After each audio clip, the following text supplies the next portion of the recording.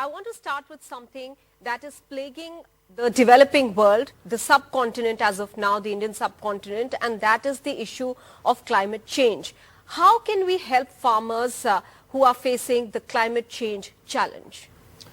Well, one element, and unfortunately it's just one element, is at least to be providing farmers with timely, accurate information on what weather they can expect. And then that can allow farmers to make some adjustments to how they're growing their crops. We're ultimately going to need new seeds that are drought resistant, that are flood resistant, that are heat resistant, and obviously, ultimately, as a globe, we need to address the problem of climate change. Professor Kremer, recently you've been talking about Jal Jeevan Mission and how clean drinking water can actually save lives and lives of children.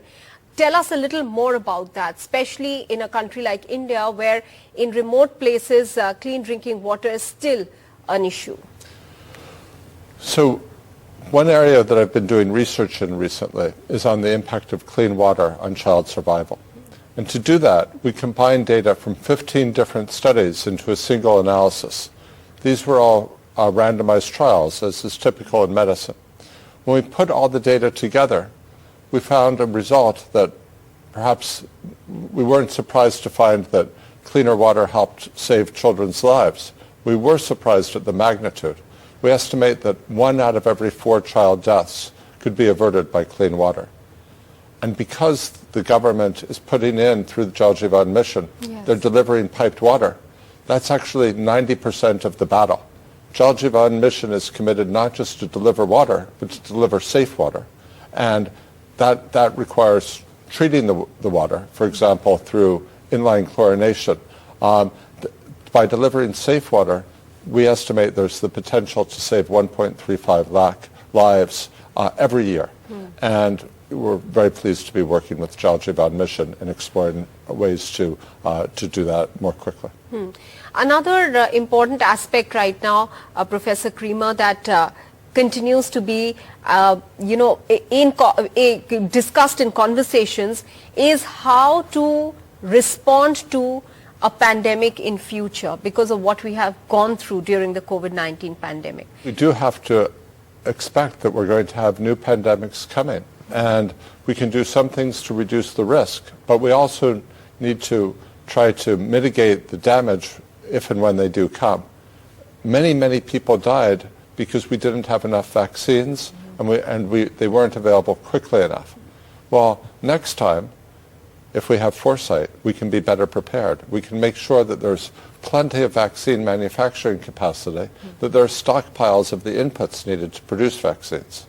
And India, as a huge vaccine producer, can be a very important part of the solution for the entire globe. Now that's going to require investment. India shouldn't be paying for all of that, but it requires investment from all around the world. And I think India could be a focus of that investment. And Professor Kremer, then that brings us to the basic thrust on innovation and how societies, how countries need to place more value on science and innovation and research.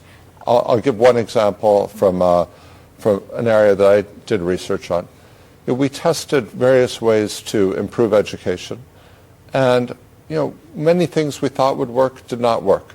But one was treating children for worms, intestinal worms. Yes. And this is very inexpensive. We found that just a very, very inexpensive pill delivered twice per year was able to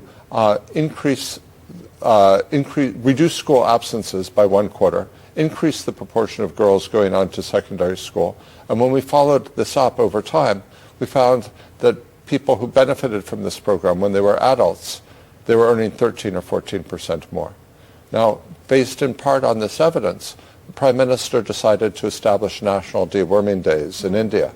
These are now reaching hundreds of millions of children. And this is an example of how the use of evidence can improve policy and potentially have very big impacts on people.